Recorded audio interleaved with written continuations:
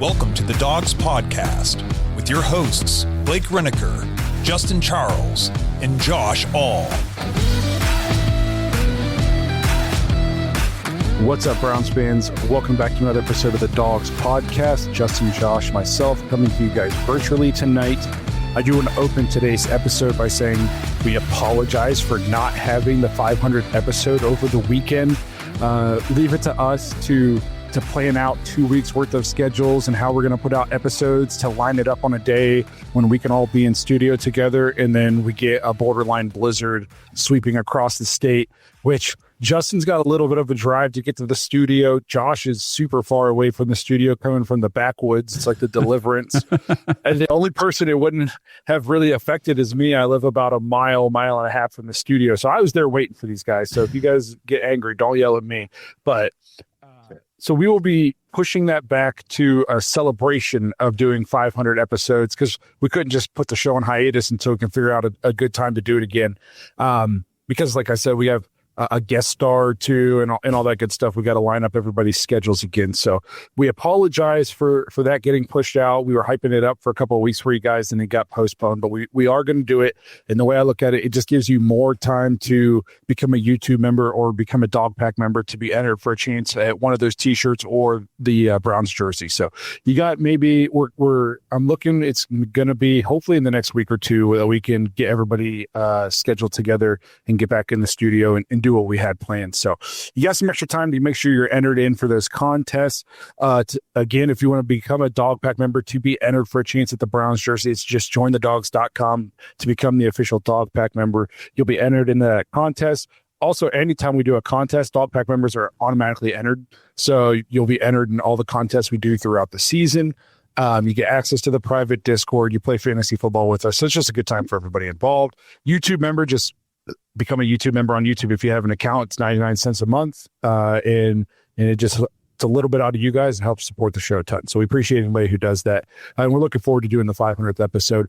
If you want to get some voicemails, intros on the show, especially maybe for that 500th episode, we're trying to make it a big one. Just head to thedogspodcast.com, tap leave voicemail in the drop-down menu. If you're watching on YouTube, please like and subscribe. Make sure you tap the notification bell so you don't miss any of the content that we're putting out or any updates about postponing episodes. You would have been just sitting there on YouTube waiting for us to go live and it wasn't happening if you weren't following us and didn't have the notification bell tapped. If you are looking for us on any social media pages, just search at the Dogs Podcast. We're on all the major ones. And you can also just listen to us on Apple, Spotify, and Google if you don't want to look at our ugly mugs for an hour every other week when we get to do episodes these days. Or Josh puts out a lot of content. Luckily, Josh is the best looking one out of all of us. Absolutely. Wow, boy. So I think we got a fun episode to get into today.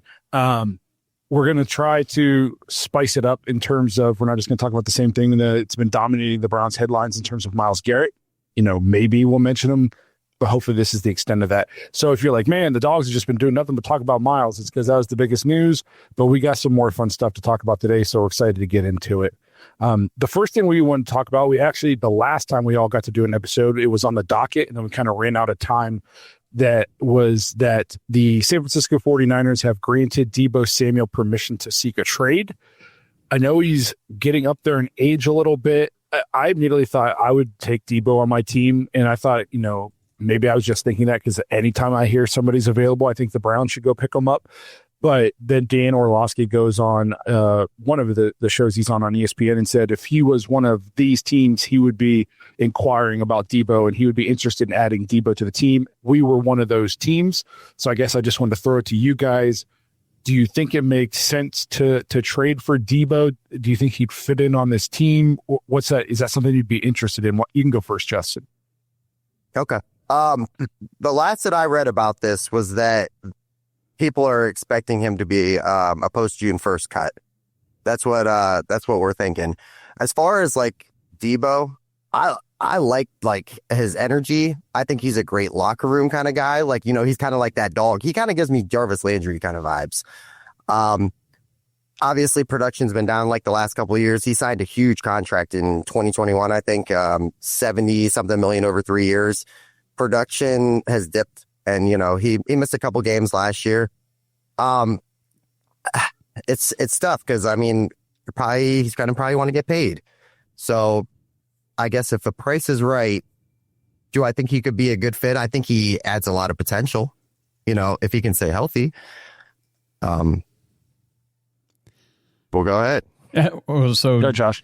I was just going to say, you're right about the age, 29 years old. So getting up there in terms of receiver, especially the way he plays, because he's a very physical, kind of almost like a wide receiver or a running back hybrid position, because the 49ers used him out of the backfield a ton. That was the big deal whenever he was trying to get that big contract was, hey, you guys are using me out of two positions here. I'm not just a receiver.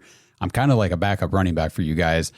And you're right. Like the production he's been a good player throughout his career, but he's never been a high volume guy. I mean, the highest receptions he's ever had, 77, 1,400 yards and 6 touchdowns was back in 2021. He did have 7 touchdowns back in 23 with 892 yards, but that was just the second highest, yardage output of his career. Last year, 51 catches, 670 yards, just 3 touchdowns receiving. I mean, if the price was right, I'd love to add him to the roster, but the price has to make sense. I don't want to overpay for a guy who's going to come in here and I don't want to say, put up limited numbers, but really his production has not been what you're paying top dollar for. No, his mentioning the production, he had almost 1,800 all-purpose yards just in 2021. And since then, he's probably only around 2,000, 2,100 combined in the 3 years since then. So the production has definitely dipped. We've seen the emergence of Ayuk. They brought in CMC, who, he gets a big chunk of the offense now. I'm with you guys. If you can, I think he would fit in the locker room nicely in terms of I thought the exact same thing. I get Jarvis Landry vibes in terms of he'll hold people accountable, a toughness, a grittiness. Yeah. And that could be good for some of the young guys in the locker room to have somebody like that. But we can't give them some huge payday. It's got to make sense financially. And if they're going to post June 1st, cut him. What do you think the open market for him is? This is a guy coming off of 670 yards, 892 yards and 632 yards receiving the last 3 years. He's only eclipsed 1,000 yards receiving one time in his career. So they gave him that huge contract after his big season where he had 1,400 yards and 365 yards rushing. At least I'm pretty sure that's when it was. And then the very next year, he dipped down to 632 yards. And you started hearing, are they mad? They paid Deebo a year too early. That money should have went to Ayuk, and then it caused the Ayuk issues with holdouts and that kind of stuff. At least maybe my timeline is off, but I feel like that's how it went. Maybe if somebody's double checking me here. He signed a big contract in 2021, same year he had that huge season. And then since then, it's almost been like they've had buyer's remorse a little bit with, he's played the year after the big season. He played 13 games. He played 15 and 15 the last 2 seasons. So he's had some injuries, but it's not like he's playing half the season or a quarter of the season. He's still playing the bulk of the games. At this point, I almost expect my corners and my wide receivers, they're going to miss 2 to 3 games. I'm just expecting that. If you play 14 plus games a year in today's NFL, you're considered you're not a liability in terms of injury. Right. In my opinion, that's like the new full season. Yeah. So no, I think he'd fit in well. I think it's just all about the money and getting them to buy in and come into this locker room and kind of taking on a leadership role like the way Jarvis did. And then I think it would be good. I think he would do a lot of the things that we were trying to get Elijah Moore to do, and Elijah Moore wasn't equipped to do those things. If you remember when we went and got Elijah Moore, everybody's saying he could be our Deebo, and that's how we were trying to use him, and he's just not that guy. Deebo is a guy that you can turn around and hand the ball off to, just throw a quick screen to him. So no, it'd be interesting, but again, it's about the financial fit. Yeah, for me, another thing that I'm a little concerned with Deebo is, Justin, you probably remember this, better than I do, but last year during the fantasy football season, a lot of the talk was, what do you do with Deebo Samuel? Is he washed? Like, can he just not do it anymore? Remember, he had so many games where he just disappeared, didn't do anything. And that was kind of a big topic, at least in the fantasy community, that really sticks in my mind about Deebo Samuel. So I'm really hesitant to throw that guy too much money at all, especially coming off a season like that. And I was just kind of thinking of what receiver last year came off of, a questionable production season, is a little bit older and got a big payday, was Calvin Ridley with the Titans. And I was just looking up to see what they gave him. He was 28, 29 years old last year? I think 29. Yeah. And he got a 4-year, $92 million contract, and the annual average is $23 million. Like, I don't want to do that. That's way too much, in my opinion. No, I will say a little bit with this production dipping is there's a lot of mouths to feed in San Francisco, especially with, they got CMC. True, but they were all hurt this year. CMC was out and Ayuk was out all year. Yeah, well, then now everybody can just double Deebo, So it's like one of those things where you're either the focal point where they know all we have to do is take you away, or you become, there's Ayuk, Kittle, CMC, the other back. They're always going to be like a run first team also. They don't throw the ball a ton. So I feel like I could play devil's advocate in terms of the production. I think he could come into Cleveland and put up better numbers than 670 yards receiving. But like you said, I'm not giving him a Calvin Ridley kind of contract to try to do that. He's going to get almost like a prove-it deal from me. And not to like crap on Cleveland, the city, or the Browns, but let's say he goes post June 1st and he's a free agent technically. What percentage would you say he decides, I don't want to go to Buffalo or Kansas City or any of these potential contenders, or, teams over 500 or teams that can score more than 20 points? What do you think the chance that he would be like, forget those teams, I'm coming to the Buckeye State? Yeah, it's going to be low percentage.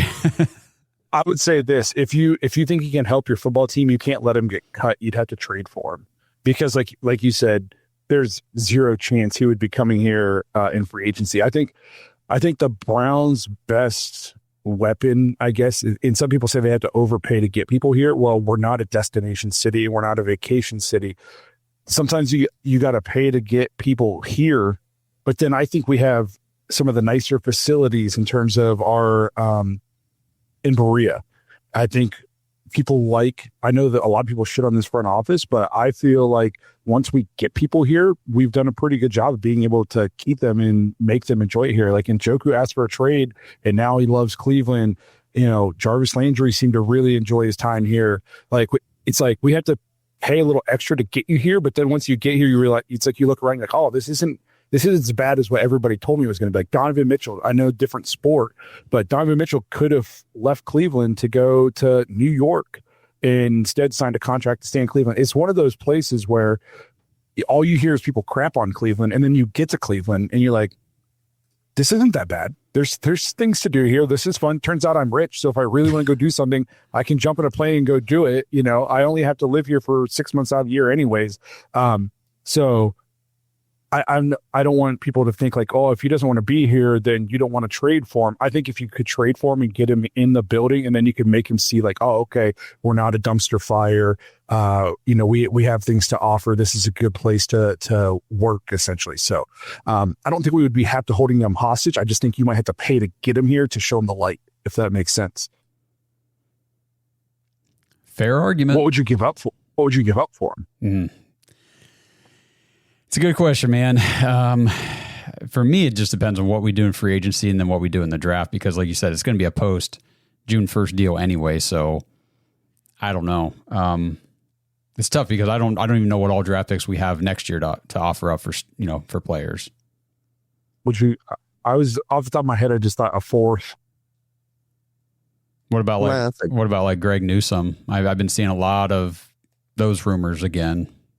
I just don't know if I'm trading a young corner who plays pretty well for an aging, possibly declining.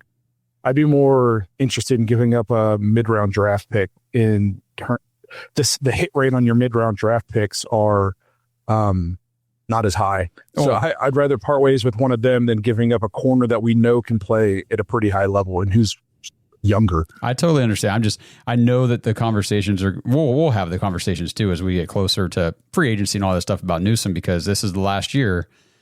So, are they going to extend him long term, or is this going to be it?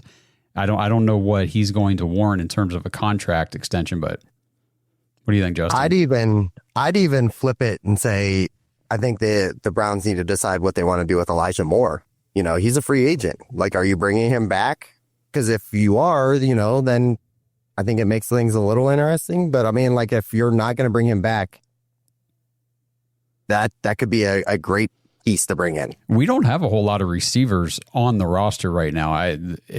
We're going to have to do stuff in free agency and the draft, because it's Judy, it's Tillman, and then it's Bell and Thrash and Michael Woods. And that's your wide receiver core. No, we need help at wide receiver, especially if Elijah Moore doesn't come back. I think we're all on the boat of, if we get decent quarterback play, our wide receiver core can be solid. But I could also make you the argument, Jerry Jeudy aside, we don't really have a difference maker out there at the wide receiver position. And even Jerry Jeudy, I guess maybe it's just the skeptic Browns fan in me. I need to see it again now before I really start to buy into the number one hype. Sometimes it's like the guy who averages 25 points a game on the basketball team that only won 18 games the year before. Well, somebody's got to score. One of the receivers had to catch passes and run around, So I'm not saying that it's like a knock on Jerry Jeudy. I just want to see him stack good seasons before I really start to buy into the hype. Dude, Devontae Parker was the name that I heard somebody compare it to the other day, who in his fifth year, remember, he was a first round pick and he was 494, 744, 670, 309 his first 4 years. And everyone's like, this guy's a bust. He's never going to pan out. Then his fifth year, he broke out 72 catches, 1,200 yards, and 9 touchdowns. And then he never did it again. So I'm with you. I love Jerry Jeudy. I think what he did was awesome. But, I'm not ready to crown anybody. I need to see it repeated. Unfortunately, too, I think that, I saw flashes with Tillman where I was like, I think we have something special here. And unfortunately, that concussion it removed him from the season. Yeah. I know he eventually kind of got back out there, but it was late. Like the wheels were gone. You know what I mean? We were riding rim down the road at that point. So, I still think that there's potential there with Tillman too. I like Tillman a lot. This episode is sponsored by Butcher Box for Pets. Browns fans, it's about time the dogs offered you something for the real dogs in your life. Our furry friends aren't just pets, they're part of the family. And you wouldn't let yourself or your children eat strange meat from questionable sources, and your dog shouldn't either. Right now, head to butcherboxforpets.com/dogs or use promo code DAWGS, DAWGS, to get 20% off your entire order. At ButcherBox, they believe in real ingredients. Their pet foods have been developed and certified by a vet nutritionist to contain 0 artificial flavors or preservatives. You get protein-packed formula with over 50% of the recipe comprised of third-party certified humane ButcherBox meat, plus functional ingredients like pre- and postbiotics to support your dog's vitality and digestion. And ButcherBox even removes the guesswork for you. Their custom meal plans are perfectly portioned to fit your dog's nutritional needs based on 8 factors, including age, weight, and activity level. I know my home wouldn't be the same without Odie, our 100-pound golden who thinks he's a 10-pound lap dog, and it gives us peace of mind knowing that we're giving him quality food instead of that factory processed garbage from the store. And speaking of the store, no need to add dog food to the shopping list ever again. ButcherBox delivers their high-quality food right to your door on the right feeding schedule for your dog. And you can change, modify, or pause your plan at any time. So head to butcherboxforpets.com/dogs and use promo code DAWGS for 20% off your order. It's time for all of us dogs to give all of our dogs the nutrition they deserve. So we'll see what the Browns do. We'll see if there's any actually fire behind the smoke there. Again, I don't know. I haven't heard anything from the Browns talking about that. That was just somebody on ESPN and something we thought maybe we'd address, see what we thought about it. So we'll kind of transition then into maybe the hottest Browns news of the last day or so was that Shedeur Samuel says he uses the Browns on Madden. And of course, because we're Cleveland, like this is a big story. And I guess, and some people are, because we're Cleveland, it's, does this mean he likes Cleveland, or is he in on the conspiracy to get somebody to come up and trade for him?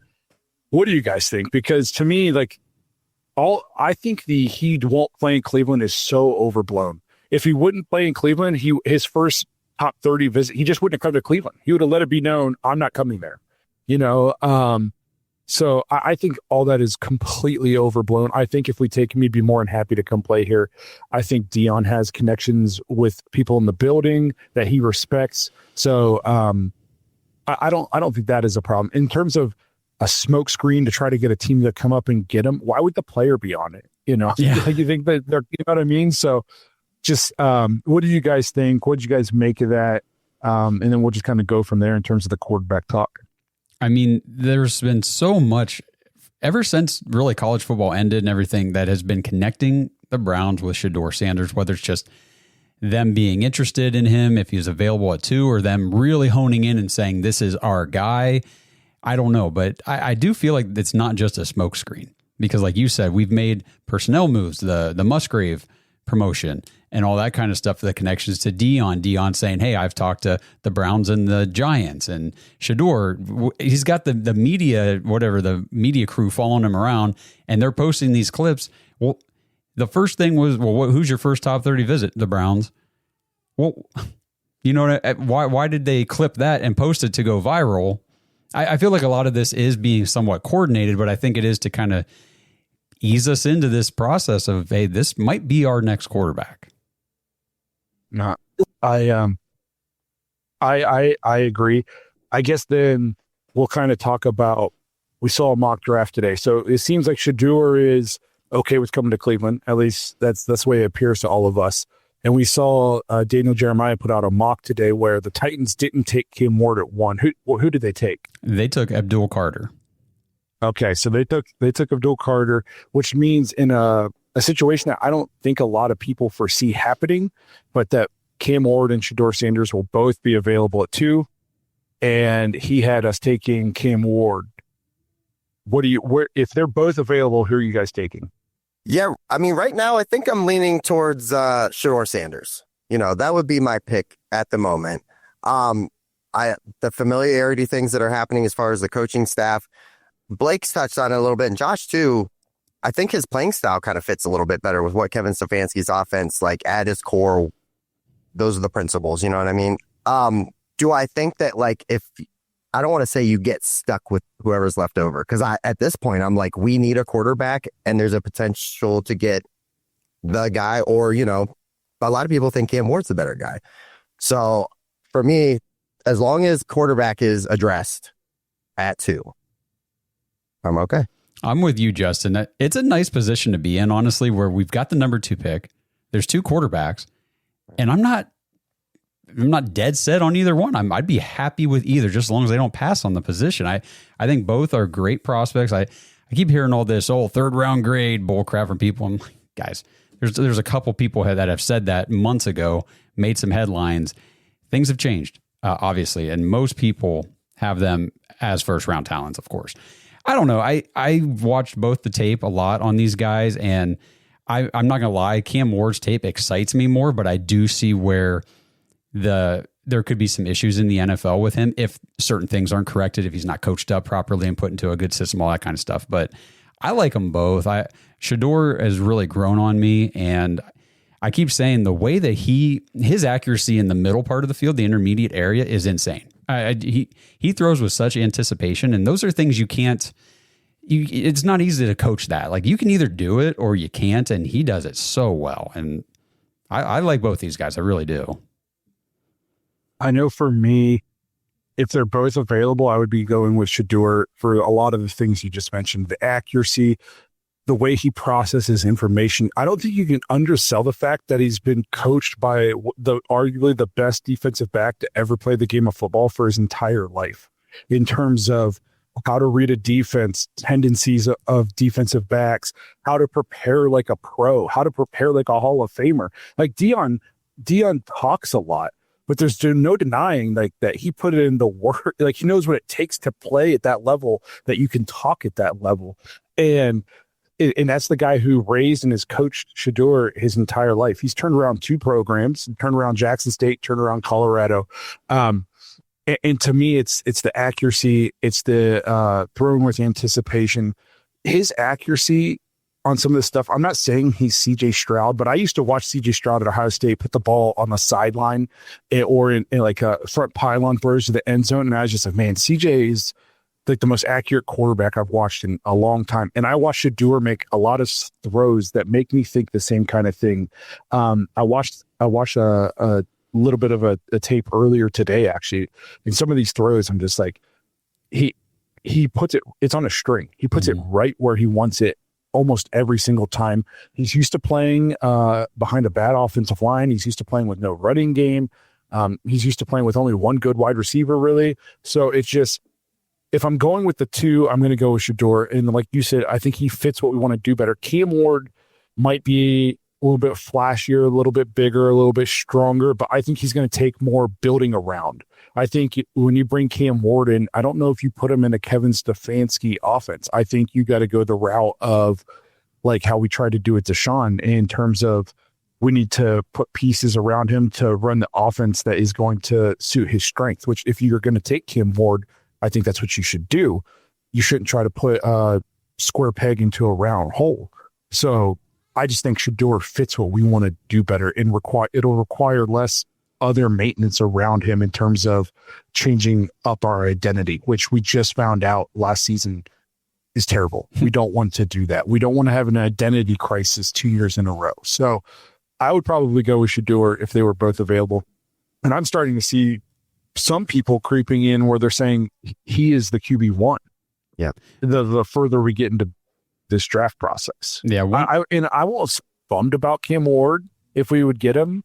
But if the Titans end up going Shedeur 1, I would definitely be, at least I would feel like we got the second best quarterback if we ended up getting Cam Ward. So one thing that I want to mention, I think I've said this before, but I keep telling people what I like about Cam Ward. I like what he does on the field. The dude has some tools. But this is a guy who went from 0-star recruit, had to sign on with Incarnate Word, played there for 2 years, then had to go to Washington State, played there for 2 years, and went to Miami and ended up turning himself into a Heisman finalist, potential first overall pick in the NFL draft. Everything I've read about him from coaches and stuff said like he is a hard worker, he's dedicated, and I feel like he has moved from different schools and seamlessly transitioned, picked up new offenses, played with these players and whatever, and just continued to elevate his game. So I like that, because that piece of his story kind of reminds me of Baker Mayfield, where he had to walk on everywhere he went. So he went from walk on at Texas Tech to transfer and walk on at Oklahoma to Heisman winner and first overall pick. It's those kinds of things that make you look at a prospect and say, okay, I know he's got the drive to push himself to be, great, which to me is important, because a lot of these guys, they get to the NFL, they get their first big paycheck, and it's like, that's pretty nice money, And that's I think that contributes to why some of these guys, they come in with all this talent, and after the rookie contract, they're really not around anymore. I guess for me, we've talked about this a lot, is so much of where you're going to be successful is fit. And I just think the fit is better Shedeur in Cleveland in terms of what we're going to try to do on offense. We talked about it a lot yesterday. We think there's been quarterbacks labeled as bust that if they would have just been drafted to a different situation, probably could have been at least solid players in the NFL, if not considered franchise quarterbacks. So I think so much of your culture and your organization and the fit and how you're going to use that person is like a big point in terms of who you're going to draft. I don't want to pick somebody. He might have all the tools, but that doesn't mean he'll work there. Lamar Jackson wouldn't have worked here if we tried to just put him in a Kevin Stefanski offense. You know what I mean? Oh yeah. And there's no denying Lamar Jackson's talent level, but he would not have been successful in an under center play action boot offense. At least maybe now he would be able to do it as he's gotten better at his from the pocket passing and everything, but we wouldn't ever even have given him the shot. Put a root him off the field. Exactly. So much of it is going to be about fit. So that kind of then brings me to, I want to address the crowd of, we all said, no matter what, though, take a quarterback at 2. And then there's so many people saying, don't take a quarterback because we have so many other holes to fill. We can get one later. The get one later thing to me is, is wild.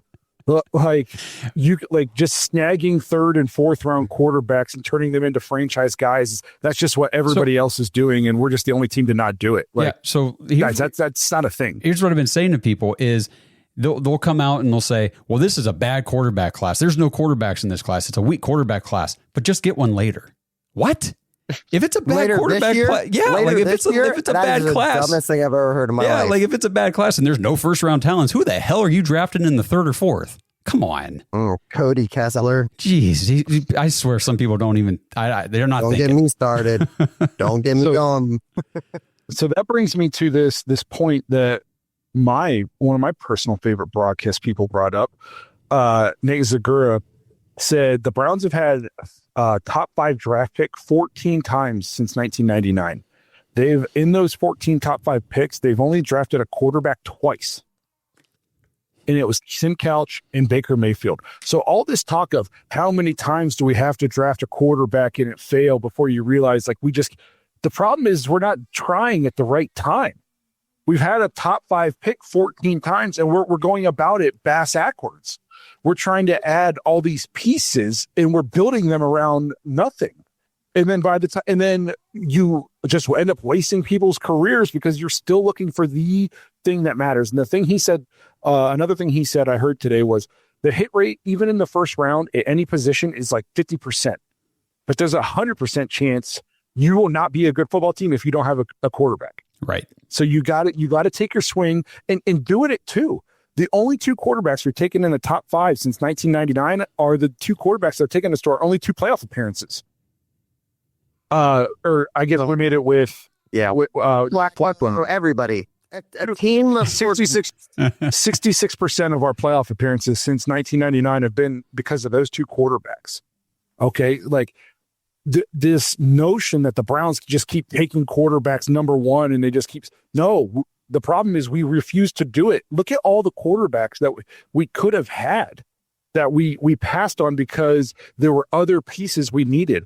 No, you get the rookie quarterback on the rookie contract and then you add pieces around him. Like, it's like the Browns have been trying to go around it backwards for 25 years and then wonder why we're still where we were 25 years ago.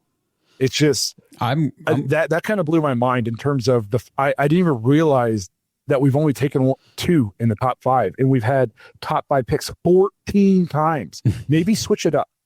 Imagine if we would have taken a quarterback in the top 5 all 14 times. Somebody would have hit. Percentages. One of them would have had to have hit. Yep, you would have thought so. Another point that I posted this on social media the other day, and I'm looking at all these mock drafts that regular fans are doing, the industry people are doing, and everybody seems to think that the Titans and the Browns are at 1 and 2. They desperately need quarterbacks, but these quarterbacks aren't good enough for them. They're going to pass. And then as soon as you get to 3, the Giants need a quarterback. They're going to jump all over Shedeur Sanders. And then, you get down to the Raiders. Oh, man, they need a quarterback. So they're jumping on Cam Ward. These teams might even trade up for him. Wait a minute. So they're good enough for those teams to trade up for to draft, but not for us to just sit there and take? These people make no sense to me.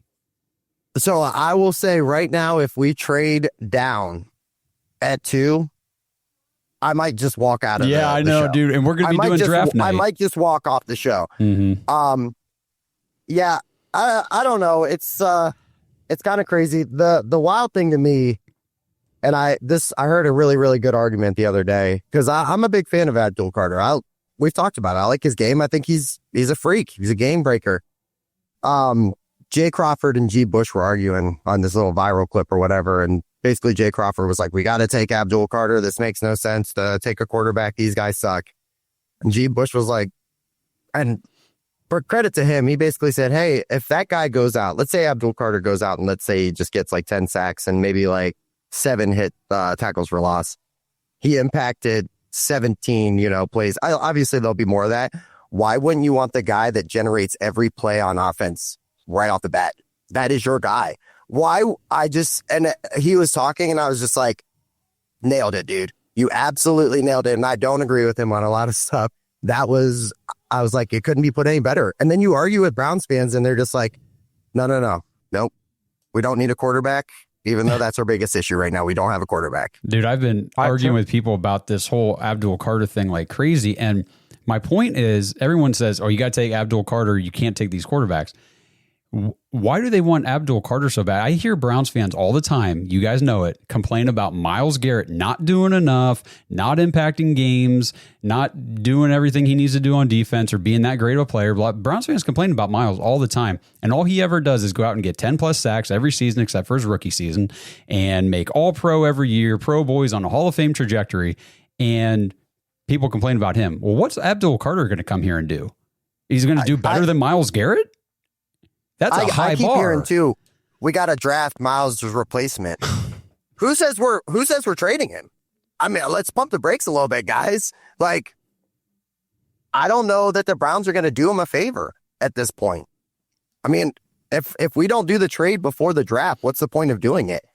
Right. You know what I mean? And like Blake always says, Myles got us 3 wins this year.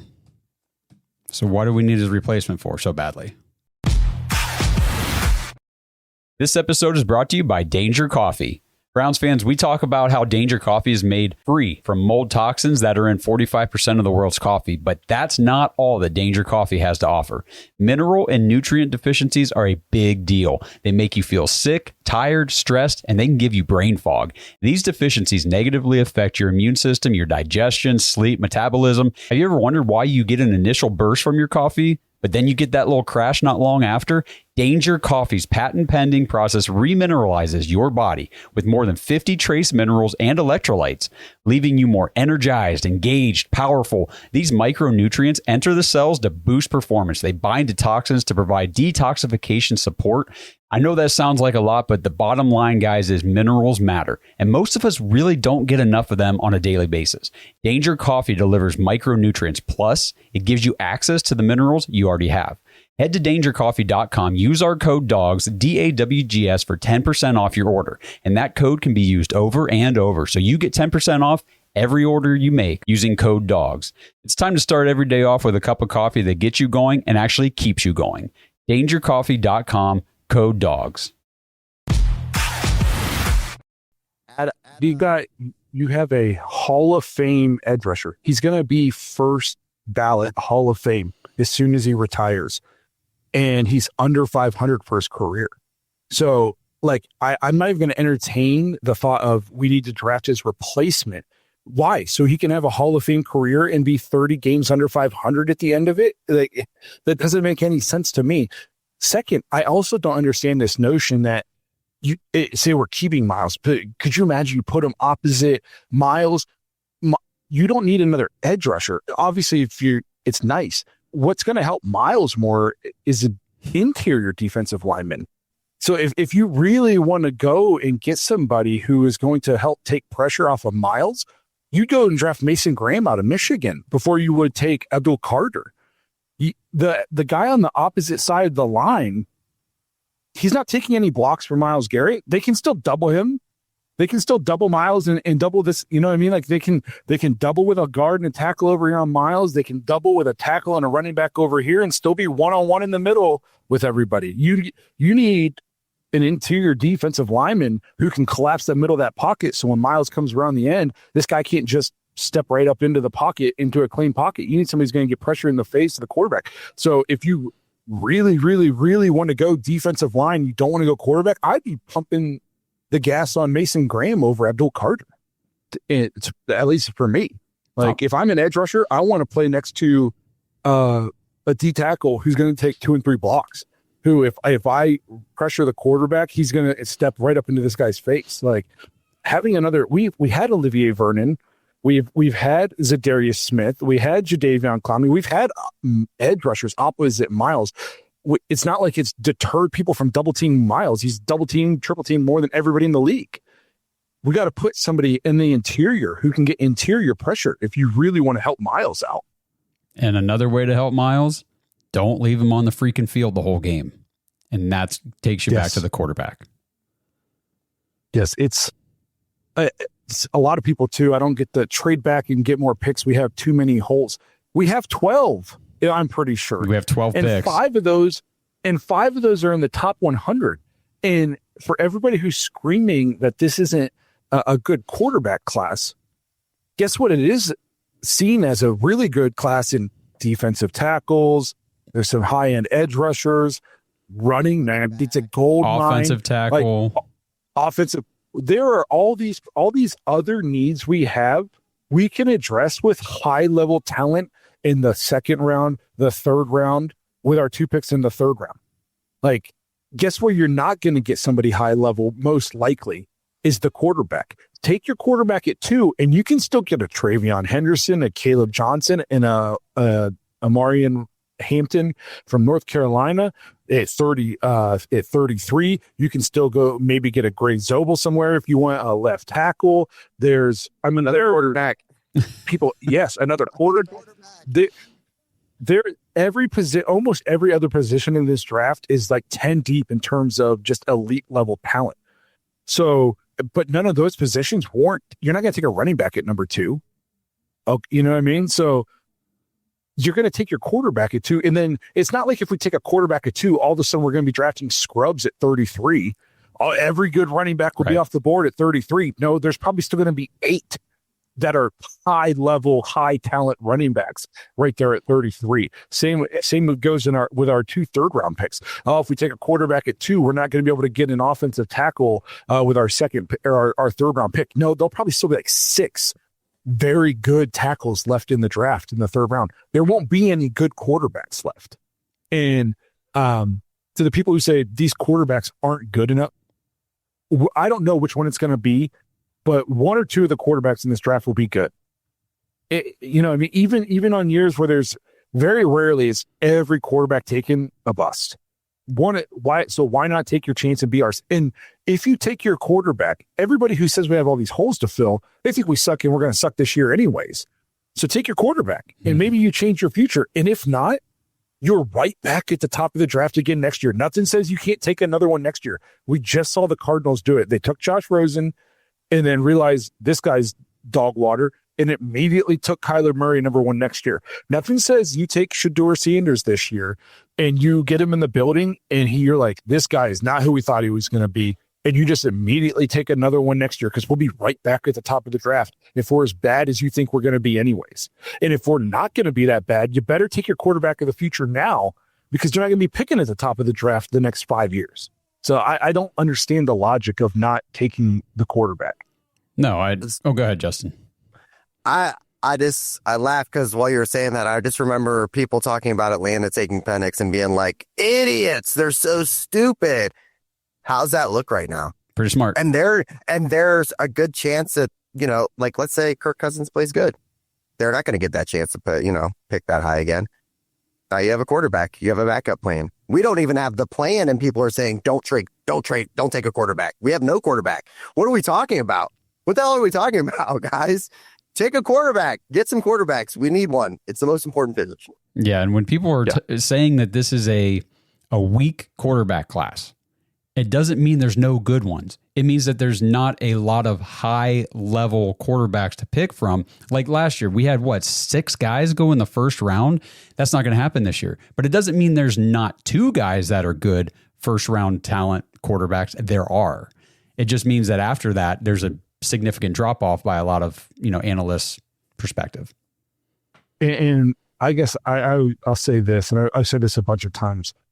You just watched arguably one of the worst offenses in the history of the NFL, and you want to pick a defensive player at number 2. That's correct, bro. You know what I mean? Like you just saw what happens if you can't score more than 16 points. I don't care how good your defense is, you're not going to win football games. The Eagles had a great defense. They didn't win all their games 8-0. They scored points. You know what I mean? Like I don't understand the logic of watching the worst, one of the worst offenses that anybody has ever been forced to watch in the history of this league, and you want to pick defense first. That makes 0 sense to me. I agree with you 100% on that one, man. So, got all fired up about this stuff. What am I forgetting anything, Josh? You were taking notes. Have we covered everything? I think so. One thing I did want to mention, we're going to stick with the quarterback conversation here a little bit, but we'll change it up. So I sent this to you guys yesterday. I saw Thor Nystrom, who's like an analyst, breaks down these players. He does a lot of fantasy stuff. That's where I hear him a lot of times too on things, but he was breaking down these quarterbacks. And I know he does very in-depth stuff about these players and everything when he's breaking them down. So he gave his, pro NFL comps for each of these quarterbacks, and the top guys were pretty interesting. Now, when I say the names, don't immediately go to the career. I'm not talking about the careers of these guys. I'm not talking about the stats. I'm talking about their abilities on the field. The way they play the game is that's why he's comping them to this player. Shedeur Sanders was his number one quarterback this year, and his comp was Drew Brees. Smaller stature quarterback. I mean, Shedeur's not a big guy, but very accurate, can move when he needs to, knows how to navigate the pocket. And I thought that was a really nice comp, thinking about what Drew Brees was able to do in the NFL. And I could see Shedeur succeeding in a similar manner to him. And then Cam Ward was Jordan Love. So if you think about the way Jordan Love plays the game, that's similar to how he sees Cam Ward. I think those are good comps. I hadn't heard the Drew Brees one, and Shedeur's a little bit bigger than Drew Brees. He's a couple inches taller, I believe. So, but their games are very similar in terms of Drew Brees was just so accurate, and his completion percentage was just always through the roof because he knew where he was going to go with the ball and he could put it right where he wanted it every time. If you got that kind of production on Shedeur, I mean, Drew Brees is one of the best quarterbacks of all time. I'm not saying he's going to be that, but I can see how their games they're very similar. Right. Do you have a couple more of these comps? Oh, I don't even have it pulled up. I'm just going to think it off the top of my head. I know Jalen Milroe was Malik Willis. So please, guys, we got to Jalen Milroe. We got to quit mocking Jalen Milroe to the Browns, please. And if you're doing mock drafts on PFF, everybody stop, because they've got Shedeur Sanders at like 90. Just stop. It's not accurate. What was it? Will Howard was Mason Rudolph. Yeah. I don't get that one. Again, maybe I don't remember Mason Rudolph enough, but Will Howard's pretty mobile. I thought, I feel like Mason Rudolph was decent, not the way Will Howard is, but I thought that he had that to his game as well, maybe just less. I don't remember. I guess I didn't watch a ton of, was it Oklahoma State football? Yeah, it's been a while. But I just feel like when I think Mason Rudolph, I think statue. And I don't think Will Howard is a statue at all. Anytime I think about Mason Rudolph, I just think when they had to cut his face mask off on the field, and that's good enough for me. I'm surprised you didn't say the Myles Garrett thing. Who did they have? What was Jackson Dart's comp? Who was it? Jackson Dart. Oh, it's bad. Well, I guess it depends on who you ask. Gardner Minshew. That's what it was. Gardner Minshew, yeah. Look at Blake. Look at the wheels turning. And Blake's like, man, I actually really like that guy. I didn't watch a ton of Jackson Dart, but I feel like he is way more mobile than Gardner Minshew. He's way more athletic, yeah. Way more athletic. Like, I don't, that's one where I was like, I don't know if I see that comp. And I'm a guy who enjoyed watching Gardner Minshew play football and just like walk around in jorts. Like, I'm a Gardner Minshew guy. And I think I see Jackson Dart is not, I don't get that comp. And who was the Kenny Pickett, Justin? Kenny Pickett was, man. It wasn't missing somebody. It wasn't Dylan Gabriel, was it? I mean, no, Dylan Gabriel was the poor man's Tua. Poor man's Tua. That's right. Poor man's Tua. Is that what he said? In all reality, I mean, if you're looking for a backup, I've said this. I talked with Barry about Dylan Gabriel. I do think that he's got the potential to, over the course of his career, maybe develop into a starting level quarterback in the NFL. I think he's got really high level processing, and he's got good mechanics and things like that. I think Gabriel could be that kind of guy, but obviously. Got it. Who is it? Quinn Ewers. Ewers, yep. Ooh, the stock has fallen. Is he even officially coming? I thought he was transferring. I don't know. Maybe in my head, bro, it was like a declare thing just to try to get a better NIL deal. Like, I still wasn't 100% convinced he was going to come out because, like, I don't think he's getting drafted high at all. I don't think so either. So talk about a fall from disgrace. He was looked at as a top pick number one. Yep. And now I don't know where he's going to go. Well, I mean, that happened to Spencer Rattler a few years back. Remember? I mean, before that was season, everybody, he's probably the early favorite to go 1 overall in the draft next year. And then he ended up having to play like 2 more years at South Carolina. And then what, he go 5th round? He got benched. Yeah. He got benched for Caleb Williams. Yeah. And he was a freshman? Wasn't Caleb a freshman? Yeah.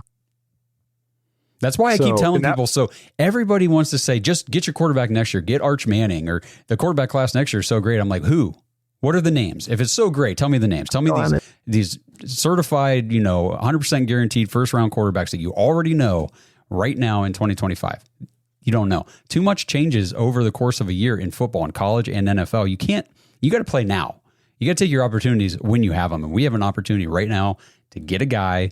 We need to do it because Arch Manning's thrown 95 passes in his college career. I don't know if he's good. I think everyone thinks he is, but hey, we thought Quinn Ewers was going to be good too. That's one of those things too. You got to make your move while you have a job. I don't know if you guys heard, but job security in the NFL, particularly in Cleveland, is not crazy high. So you can't just plan for next year, especially coming off a 3-win season. Like you got to go. You're GMing and coaching like for your life, your job life. You know what I mean? Like you don't have time to you don't have a 10-year guaranteed, can never get fired contract. If it goes off the rails again, you're more than likely gone. Like there is no next year. Your coach, it's like a double elimination tournament. You don't throw your second best pitcher in the first game because you might not get to a second game. Like you don't plan for next year. Next year is not guaranteed. You got this year to get it figured out. So I'm with you. And like the Arch Manning thing, we all think he's going to be good, but we don't know. Like you said, he's barely played. Mm-hmm. I'm not saying I won't be shocked if he comes out and wins the Heisman. I'm not going to be shocked, but I'm not banking my NFL team's future on this guy maybe being good because his last name's Manning. Very fair. Yep. There's no fair. But all right, well, we'll wrap it up before we just start going in circles. I feel like we could just talk about why we should take QB for hours. And I'm curious to get our guest stars' input when we do our 500th episode. I think that'll be fun because I don't know what they're thinking, actually. So I'm hoping it gets contentious. I hope maybe some fists are flying. It might get interesting. I'm excited to have that episode. Oh, no. Yeah, it's going to be good. So, but that's just a little teaser for what's to come when we celebrate doing our 500th episode, which is today 500 or is one of these other ones we just put out? Today's 501. 501. We're into the 500. This is just a regular old episode. Thumbs up, I know baby. what I mean. Nobody commented how to turn it off, and I guess I could always Google it, but I just keep forgetting until it happens. Send it again, bro. Just keep pounding. Yeah, I'm going to keep asking until it goes away. Maybe the people like it. Maybe the people like the bubbles, and I'm just giving the people what they want. I just want more fireworks. I don't remember how I did that. I don't know. Double thumbs up, man. Let's see it. Hey, we got them. We got fireworks. To anybody who's just listening on and not watching, they're probably, what the hell are these guys talking? We're dumb. We are stupid. Yes. But we'll go ahead and wrap this thing up. Again, be on the lookout for when we're going to be live for that 500th episode celebration. In order to stay caught up on all the updates, make sure you're following us on all the social media pages. Just search at the Dogs Podcast. Make sure you have the notification bell tapped on YouTube after you have hit subscribe. That's the important part. Again, we're going to be giving away a Browns jersey and 3 Dogs Podcast t-shirts during that live. Just become a YouTube member between now and then, or join the dog pack at jointhedogs.com. We appreciate you guys being here, hanging out with us for going into 5 football seasons. We have now covered over a quarter of the Browns starting quarterbacks since 1999. That's insane. When I put that together the other day for the 500 episode, I could not believe it. Yeah. Believe it, brother. We're going into our 5th season, and we've covered 26% of the starting quarterbacks for the Browns in the last 25 years. So we picked a bad team to do a podcast for. But there's always content, man. There's always something to talk about. Man. So, but we appreciate you guys being here with us through the highs and the lows of 500 episodes. We can't wait to do that one live for you guys, give away some stuff. Again, we appreciate you guys being here. We'll see you guys sometime later this week. Thanks for listening to another episode of the Dogs Podcast. Make sure you subscribe on YouTube and follow us on Twitter at the Dogs Podcast. Get your thoughts on the show at thedogspodcast.com.